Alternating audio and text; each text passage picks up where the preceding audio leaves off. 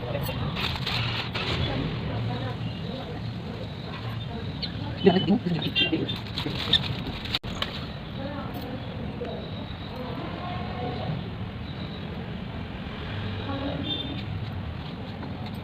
दिन बृहस्पतिवार महादेव जी की पूजा होती है। दिन में एक समय भोजन करें, पीले वस्त्र धारण करें, पीले पुष्पों को धारण करें, भोजन भी चने की दाल का होना चाहिए, नमक नहीं खाना चाहिए, पीले रंग का फूल, चने की दाल, पीले कपड़े, पीले चंदन से पूजा करनी चाहिए। पूजन के पश्चात कथा सुननी चाहिए। इस व्रत को करने से बृहस्पति जी अति प्रसन्न होते हैं तथा धन और विद्या का लाभ होता है। पितरों के लिए यह व्रत अति आवश्यक है। इस व्रत में केले का पूजन होता है।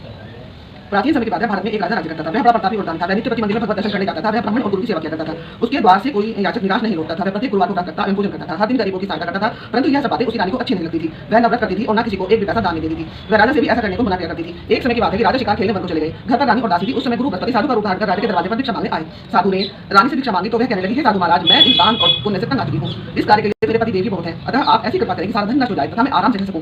साधु रूपी बृहस्पति देव ने कहा, हे देवी, तुम बड़ी विचित्र हो। संतान और धन से कोई दुखी नहीं होता, जिसको तो सभी चाहते हैं। पापी भी पुत्र और धन की इच्छा करता है। अगर तुम्हारे पास धन अधिक है तो भूखे मनुष्य को भोजन कराओ, प्याऊ लगवाओ, ब्राह्मणों को दान दो, धर्मशालाएं बनवाओ, कुआं, तालाब, बावी, बाग बगीचे आदि का निर्माण करवाओ, निर्धन की कन्याओं का विवाह कराओ, साथ ही तुम्हें भी स्वर्ग प्राप्ति होगी। परंतु और यज्ञ करो। इस प्रकार के कर्मों को करने से आपके कुल का और आपका नाम परलोक में सार्थक होगा तथा तुम्हें स्वर्ग प्राप्ति होगी। परंतु रानी साधु की इस बात से खुश नहीं हुई। उसने कहा, हे साधु महाराज, मुझे ऐसे धन की आवश्यकता नहीं जिसको मैं अन्य लोगों में दान देती रहूं और जिसको रखने में संभालने में सारा समय नष्ट हो जाए।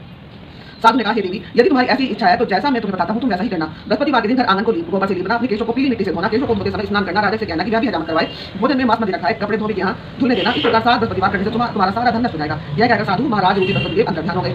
रानी ने साधु के कहने के अनुसार सात बृहस्पतिवार तक वैसा ही करने का विचार किया। साधु के बताए अनुसार कार्य करते हुए केवल 3 बृहस्पतिवार ही बीते थे कि उसकी समस्त धन संपत्ति नष्ट हो गई। भोजन के लिए दोनों समय परिवार तरसने लगा तथा सांसारिक भोगों से दुखी रहने लगा।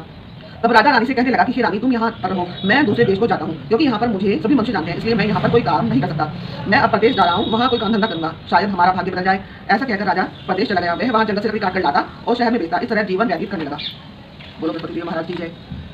इधर राजा के बिना रानी और दासियां दुखी रहने लगी। किसी दिन भोजन मिलता, किसी दिन जल पीकर ही आ जाती। एक समय रानी और दासियों को 7 दिन बिना भोजन के व्यतीत करने पड़े। तो रानी ने अपनी दासी से कहा, हे दासी, यहाँ पास ही के नगर में मेरी बहन रहती है, वह बड़ी धनवान है, तो उसके पास जाकर वहाँ से 5 सेब बेचकर मांग कर लिया, जिससे कुछ समय हमारे के लिए हमारा गुजारा हो जाएगा। दासी रानी की बहन के पास गई। रानी की बहन उस समय पूजा कर रही थी। बृहस्पतिवार का दिन था। दासी ने रानी की बहन से कहा, हे रानी, मुझे आपकी बहन ने भेजा है, मुझे 5 सेब बेचकर दे दो।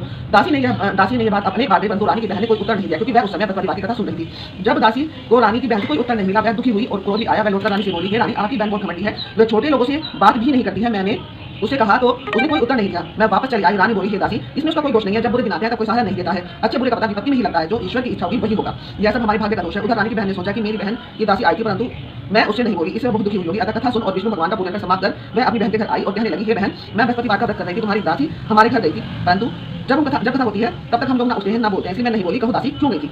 रानी बोली, बहन, हमारे घर अनाज नहीं था। वैसे तुमसे कोई बात छिपी नहीं है, इस कारण मैंने दासी को तुम्हारे पास 5 सेब लेने के लिए भेजा था। रानी की बहन बोली, बहन देखो, बृहस्पति भगवान सबकी मनोकामना पूर्ण करते हैं। देखो, शायद तुम्हारे घर में अनाज रखा हो। यह सुनकर दासी घर के अंदर गई। वहाँ उसे एक बेझर का भरा घड़ा मिल गया। उससे बड़ी हैरानी हुई, क्योंकि उसने एक बर्तन दे दिया था। उसने बाहर आकर रानी को बताया। दासी अपनी रानी से कहने लगी, हे रानी, देखो, वैसे हम अन्न नहीं मिलता तो रोजी व्रत करते हैं, अगर इनसे इस व्रत की विधि और कथा पूछ ली जाए तो हम भी कर लिया करेंगे। दासी के कहने पर रानी ने अपनी बहन से बृहस्पतिवार का व्रत के बारे में पूछा। उसकी बहन ने बताया, हे रानी, बहन, बृहस्पतिवार को सूर्योदय से पूर्व उठकर स्नान करके बृहस्पतिवार का व्रत करना चाहिए, इसलिए उस दिन से नहीं होना चाहिए। बृहस्पतिवार के व्रत में चने की दाल और मुनक्कों से विष्णु भगवान का केले के वृक्ष जड़ में पूजन करें, दीपक जलाएं। उस दिन एक ही समय भोजन करें, पीले खाद्य पदार्थ का करें तथा कथा सुने। इस प्रकार के करने से गुरु भगवान प्रसन्न होते हैं, अन्न पुत्र धन देते हैं। इस तरह व्रत का पूजन की विधि बताकर रानी की बहन अपने घर लौट आई। रानी और दासी दोनों ने निश्चय किया कि वह बृहस्पतिवार भगवान का पूजन जरूर करेंगे। 7 दिन बाद बृहस्पतिवार आया। उन्होंने व्रत रखा। गुड़साल में जाकर चना और गुड़ लाई तथा उसकी दाल से, बोलो बृहस्पति देव भगवान की जय, केले की जड़ में विष्णु भगवान का पूजन किया। अब भोजन कहाँ से आए? दोनों बड़ी दुखी हुई, परंतु उन्होंने व्रत किया था, इस कारण बृहस्पति देव भगवान प्रसन्न थे। वे एक साधारण मनुष्य के व्यक्ति के रूप में 2 थालों में सुंदर पीला भोजन लेकर आए और दासी को देकर बोले, हे दासी, यह भोजन तुम्हारे और रानी के लिए है, तुम दोनों करना। दासी भोजन पाकर बहुत प्रसन्न हुई। रानी से बोली, रानी जी, भोजन कर लो। रानी को भोजन आने के बारे में कुछ पता नहीं था, इसलिए दासी से बोली, जा तू ही भोजन कर, क्योंकि मैं तेरे लिए देकर गया है। तो हमारी व्यस्त में हंसी उड़ाती है। दासी बोली, एक व्यक्ति अभी भोजन देकर गया। रानी कहने लगी, हाँ, मैं तेरे लिए देकर गया है, तू ही भोजन कर। दासी ने कहा, वह व्यक्ति हम दोनों के लिए 2 थालों में भोजन दे रहा है, इसलिए आप और मैं दोनों साथ भोजन करेंगे। फिर दोनों ने गुरु भगवान को नमस्कार भोजन प्रारंभ किया। बोलो गुरु भगवान की जय। उसके बाद से वे प्रत्येक बृहस्पतिवार को भगवान का व्रत और पूजन करने लगी। बृहस्पति भगवान की कृपा से उनके पास धन हो गया, परंतु रानी फिर पहले की तरह आलस्य करने लगी। तब दासी बोली, देखो रानी, तुम पहले भी इस प्रकार आलस्य करती थी, तुम्हें धन रखने में कष्ट होता था, इस कारण सभी धन नष्ट हो गया। अब गुरु भगवान की कृपा से धन मिला है, तुम्हें फिर आलस्य होता है। बड़ी मुसीबतों के बाद हमने यह धन पाया है, इसलिए हमें दान पुण्य करना चाहिए। तुम भूखे मनुष्यों को भोजन कराओ, प्याऊ लगवाओ, ब्राह्मणों को दान दो, कुआं, तालाब, बावी आदि का निर्माण करवाओ, मंदिर पाठशाला बनाकर दान दो, तुम्हारी कन्याओं का विवाह कराओ, धन को शुभ कार्यों में खर्च करो, जिससे तुम्हारे कुल का यश बढ़े और स्वर्ग प्राप्ति और प्रसन्न हो।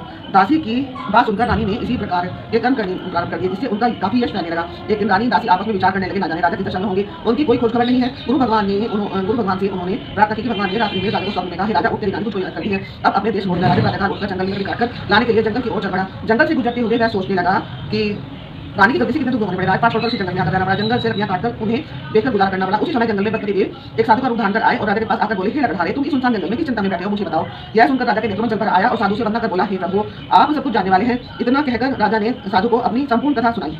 महात्मा को स्वभाव से प्यार होते हैं। राजा से बोले, हे राजा, तुम्हारी पत्नी ने बृहस्पतिवार का किसी के प्रति अपराध किया था, जिसके कारण तुम्हारी दशा हुई। अब तुम किसी प्रकार की चिंता मत करो, भगवान तुम्हें पहले से भी अधिक धन देंगे। देखो, तुम्हारी पत्नी ने बृहस्पतिवार का व्रत करना प्रारंभ कर दिया। अब तुम भी बृहस्पतिवार का व्रत करके चने की दाल में गुड़ और लोटे को में डालकर केले के पत्ते से भगवान विष्णु की पूजन करो। फिर कथा को यह सुनो, भगवान तुम्हारी यह सभी मनोकामनाएं पूर्ण करेंगे। साधु को प्रसन्न देखकर राजा बोले, हे प्रभु, मुझे लकड़ी बेचकर इतना पैसा नहीं लगता जिससे भोजन करने के उपरांत कुछ बचा सकूं। मैंने रात्रि में अपनी रानी को व्याकुल देखा है। मैंने उसके पास कोई साधन नहीं, मेरे पास कोई साधन नहीं जिससे समाचार जान सकूं। फिर मैं बृहस्पतिवार की कौन सी कथा सुनूं और कहूं, मुझको तो कुछ मालूम ही नहीं। साधु ने कहा, हे राजा, तुम किसी बात की चिंता मत करो। बृहस्पतिवार के दिन तुम रोजाना लकड़ियां लेकर शहर जाओ। तुम्हें रोज की तरह से 2 गुना धन प्राप्त होगा, जिससे तुम भली भांति भोजन कर लोगे और बृहस्पतिवार का पूजन भी का सामान भी आ जाएगा। बृहस्पतिवार की कथा इस प्रकार है। बोलो बृहस्पति भगवान की जय। प्राचीन काल में एक बहुत निर्धन ब्राह्मण था। उसकी कोई संतान न थी। वह पूजन किया, पूजा पाठ करता था, परंतु उसकी स्त्री बहुत मलिनता के साथ जाती थी, स्नान न करती, न किसी देवता का पूजन करती थी। प्रातःकाल उठते ही सर्वप्रथम भोजन करती, बाद में कोई अन्य कार्य करती थी। ब्राह्मण देवता बहुत दुखी रहते थे, पत्नी को बहुत समझाते किंतु उसका कोई परिणाम नहीं निकलता। भगवान की अनुकंपा से एक समय उस ब्राह्मण की पत्नी गर्भवती हुई और 10 महीने में सुंदर कन्या का जन्म दिया। निर्धन ब्राह्मण ने कन्या के जन्म से बहुत दुखी हुआ। धीरे धीरे ब्राह्मण की कन्या बड़ी होने लगी। बचपन से ही उस कन्या की रुचि भगवान विष्णु की प्रातः उठते स्नान आदि करके भगवान विष्णु की पूजन करके मंदिर में जाती थी। बृहस्पतिवार को व्रत करके विधिवत पूजा पाठ करती थी। पूजा पाठ के बाद वह पंडित की पाठशाला में जाती थी। घर से चलते हुए मुख्य जोर साथ लेकर जाती और पाठशाला के रास्ते में थोड़े थोड़े जोग जाती थी। जब वह पाठशाला से घर लौटती तो वह जो सोने के दानों में बदले देते थे। लड़की सभी सोने के दाने बीन लाती थी। एक दिन जब वह सोने के दानों को साफ कर रही थी तब उसकी मां ने कहा, बेटी, सोने के दानों को साफ करने के लिए सोने का सूप भी होना चाहिए। अगले दिन बृहस्पतिवार था। उसने भगवान बृहस्पति देव की पूजन करते हुए प्रार्थना की कि हे भगवान, यदि मैंने आपका व्रत विधिवत किया है तो मुझे सोने का सूप दो। भगवान बृहस्पति देव ने उसकी मनोकामना पूरी करने का वचन दिया। पाठशाला से लौटते समय उसे रास्ते में सोने का सूप पड़ा हुआ मिला। घर लौटकर सोने का सूप अपनी मां को दिखाकर वह सोने के दाने साफ करने लगी। उसी समय नगर का राजकुमार उसके पास से गुजरा, उसके घर के पास से गुजरा। उस सुंदर लड़की को सोने के सूप में जो साफ करते देखकर राजकुमार उस पर मोहित हो गया। महल में लौटकर राजकुमार ने राजा से उस लड़की के से विवाह करने की इच्छा प्रकट की। तो राजा ने ब्राह्मण को महल में बुलाकर राजकुमार ने उसकी लड़की के विवाह की बात कही। ब्राह्मण तैयार हुआ। धूमधाम से उस लड़की का विवाह राजकुमार से हो गया। दुल्हन बनकर ब्राह्मण की लड़की महल में चली गई। लड़की के चले जाने के बाद ब्राह्मण निर्धन हो गया। उसे कई दिन भोजन भी नहीं मिलता था। बहुत दुखी होकर ब्राह्मण एक दिन अपनी लड़की के पास गया। अपने पिता से निर्धनता का समाचार सुनकर उसे बहुत सारा धन देकर पिता को विदा किया और उस धन से ब्राह्मण ये कुछ दिन आराम से गुजर गए। लेकिन लड़की जल्दी ही फिर भूखमंडी की हालत हो गई। ब्राह्मण अपनी लड़की से धन मांगने के लिए फिर पहुंचा। लड़की ने पिता की हालत देखकर कहा, पिताजी, आखिर आप कब तक मुझसे धन ले जाकर अपना जीवन यापन करेंगे? आप कोई ऐसा उपाय क्यों नहीं करते जिससे आपका घर धन संपत्ति से धन जाए? ब्राह्मण ने कहा, मैंने तेरी मां को बहुत समझा दिया पर उसकी समझ में कुछ नहीं आया। उसका थोड़ा नष्ट हो तो घर की निर्धनता भी दूर हो जाए। तब कुछ सोचकर लड़की ने पिता से कहा, पिताजी, आप कुछ दिनों के लिए माँ को मेरे पास छोड़ जाओ। तब कुछ सोचकर ब्राह्मण पत्नी को लड़की के पास महल में छोड़ आया। लड़की ने अपनी माँ से कहा, माँ, तुम कल प्रातः उठकर स्नान आदि करके भगवान बृहस्पति देव की पूजन अवश्य करना। पूजा करने के लिए तुम्हारी निर्धनता शुरू हो जाएगी। लेकिन उसकी माँ ने उसकी कोई बात नहीं मानी। तब क्रोधित होकर लड़की ने अपनी माँ को उस कक्ष में बंद कर दिया और सूर्य के समय माँ को उठाकर जबरदस्ती उसे स्नान आदि कराया। फिर मंदिर में ले जाकर भगवान बृहस्पति देव की पूजा कराई। कुछ दिनों तक ऐसा करने से माँ की बुद्धि में परिवर्तन हुआ और सब बृहस्पतिवार का करने लगी। उसके व्रत करने से ब्राह्मण के घर में भगवान विष्णु की अनुकंपा से धन की वर्षा होने लगी। दोनों पति पत्नी धन संपत्ति पाकर आनंद पूर्वक जीवन यापन करते हुए विष्णु धाम को चले गए। लकड़हारा बने राजा ने उस साधु से भगवान बृहस्पति देव की कथा सुनकर बृहस्पतिवार का व्रत करने का भगवान विष्णु की पूजा की। उस दिन से उसके सभी क्लेश दूर हो गए। लेकिन अगले बृहस्पतिवार को लकड़हारे कामकाज में अधिक व्यस्त रहने के कारण उसने भगवान बृहस्पति देव का व्रत नहीं किया। भगवान बृहस्पति देव लकड़हारे से क्रोधित हो गए और उसे भूल की सजा दी। उस दिन नगर के राजा ने नगर में घोषणा कराई करके सबको सूचित किया कि प्रत्येक नागरिक मेरे महल में भोजन करने आए, जो नहीं आएगा उसको अपराधी मानकर फांसी दे दिया जाएगा। लकड़हारा बने राजा ने उस नगर में के राजा की घोषणा को सुनी। लेकिन जंगल से लकड़ी काटकर लाने और बेचने में देर हो जाने के कारण राजा समय पर राजा के महल में भोजन करने नहीं जा सका। अतः राजा के सैनिक लकड़हारे को पकड़कर महल में ले गए। राजा ने उसे महल के एक कक्ष में बैठाकर भोजन कराया। उस कक्ष में एक खूंटी पर सोने का हार लटका हुआ था। लकड़हारा अकेला उस कक्ष में भोजन कर रहा था। तभी उसने आश्चर्य घटना घटी देखी। देखते देखते वह खूंटी हार निकल गई। थोड़ी देर के बाद राजा ने हाथ को काट दिया तो लकड़हारे को कारावास में डलवा दिया। लकड़हारा मन ही मन अपने भाग्य को खोजने लगा। तभी उसे रंगल में साधु का स्नान हुआ। थोड़ी देर के बाद भगवान बृहस्पति देव सन्यासी के रूप में सामने प्रकट हुए। कहा, हे लकड़हारे, तूने भगवान बृहस्पति देव की पूजा नहीं की, स्नान किया हुआ है, लेकिन अपनी चिंता मत कर। बृहस्पतिवार के दिन कारागार के दरवाजे पर तुझे कुछ पैसे पड़े मिलेंगे। उन्हें पैसों से भगवान बृहस्पति देव का व्रत करके उनकी पूजन करोगे तो तुम्हारे सब दुख नष्ट हो जाएंगे। बृहस्पतिवार के दिन दरवाजे पर पड़े मिले पैसों से चने गुड़ मंगाकर लकड़हारे ने बृहस्पति देव की कथा कही और भगवान बृहस्पति देव ने प्रसन्न होकर उस नगर के राजा को स्वप्न में लकड़हारे को कारागार से मुक्त करने को कहा। राजा सुबह राजा ने अपने कक्ष में आकर देखा खूंटी पर रानी का हाथ लगा हुआ था। राजा ने लकड़हारे को मुक्त कर दिया और धन और आभूषण देकर विदा किया। लकड़हारा बना राजा उस नगर से चलकर अपने नगर पहुंचा। उस नगर में कुएं, धर्मशाला, बाग बगीचे देखकर वह प्रसन्न हुआ। राजा ने किसी से पूछा कि कुएं, धर्मशाला किसने बनवाए हैं? सबने उसे बताया कि सब रानियों और दासियों ने बनवाए हैं। राजा महल में पहुंचा तो रानी ने उसका भव्य स्वागत किया। तब राजा ने निश्चय किया कि सप्ताह में एक बार सभी बृहस्पतिवार का पूजन करते हैं। मैं दिन में प्रतिदिन व्रत किया करूंगा और दिन में 3 बार कथा करूंगा। अब राजा हर समय दुसारे में चने की दाल मांगे था और दिन में 3 बार बृहस्पतिवार की कथा कहता। किंतु कुछ दिनों बाद राजा को अपनी बहन की याद आई। एक दिन घोड़े पर सवार होकर राजा अपनी बहन से मिलने चल दिए। अभी राजा नगर के बाहर पहुंचा था कि उसे कुछ लोगों को एक शव को ले जाते हुए देखा। राजा को स्मरण आया कि आज किसी को बृहस्पतिवार की कथा नहीं सुनाई है। राजा ने उन लोगों को रोका था, भाइयों, आप शव को ले जाने से पहले मुझसे बृहस्पतिवार की कथा सुन ले। लोगों को क्रोधित हुए कहा, लोगों ने क्रोधित होते हुए कहा, तुम पागल तो नहीं हुए हो? लेकिन कुछ बड़े बुद्धों ने कहा कि अच्छा भाई, साथ चलते चलते तुम अपनी कथा भी सुना लो। राजा ने चलते हुए आधी कथा कही, शब्द लगा। राजा ने अपनी कथा सुनाती, शब्द उठकर बैठ गया। लोगों को बड़ी हैरानी, दादी तले उंगली दबाई। अगले बृहस्पतिवार से भगवान प्रकृतिदेव का व्रत करने का सुनने का निश्चय कर लिया। अब घोड़े पर सवार राजा चलते चलते किसान के पास पहुंचा। किसान अपने खेत में हल चला रहा था। राजा ने कहा, अरे भाई, मुझसे बृहस्पतिवार की कथा सुन लो। किसान चिल्लाकर बोला, अरे भाई, देख नहीं रहा, जितने दिन तेरी कथा सुनूंगा उतने दिन तो पूरे खेत में हल चलाऊंगा।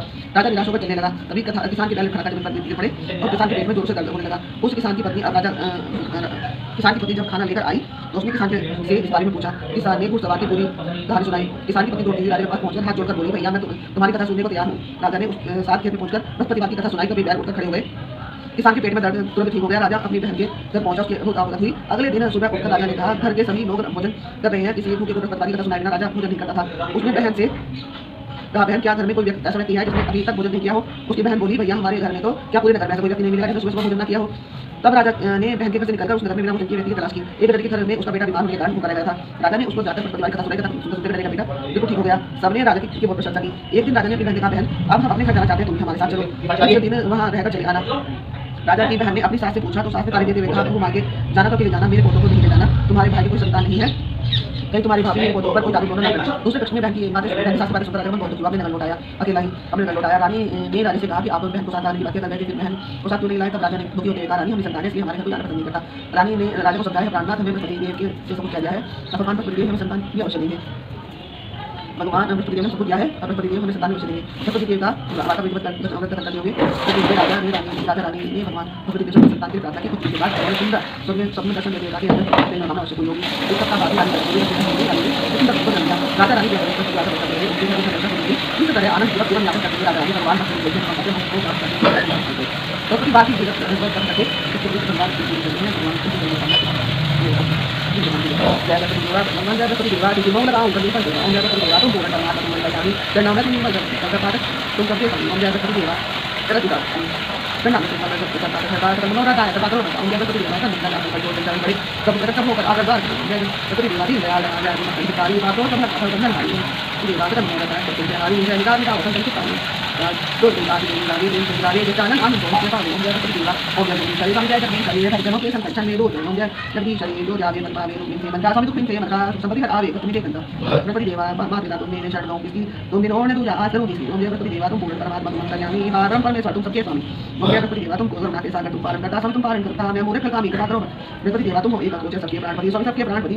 किसी तो मिलूं दया मैं तुमको मैं कुमारी ओम जय गणपति देव जगदीश हरि दिन बंधु खट्टा तुम रक्षक मेरे स्वामी तुम रक्षक मेरे गणनाथ उठाओ द्वार बड़ा तेरे ओम जय जगदीश हरि विजय विकार मिटाओ बाप स्वामी पाप करो देवा सदा भक्ति बढ़ाओ संतन की सेवा ओम जय जगदीश हरि श्री आनंद जगदीश श्री आरती को नरगावे शिवानंद स्वामी भक्त करा स्वामी नमः।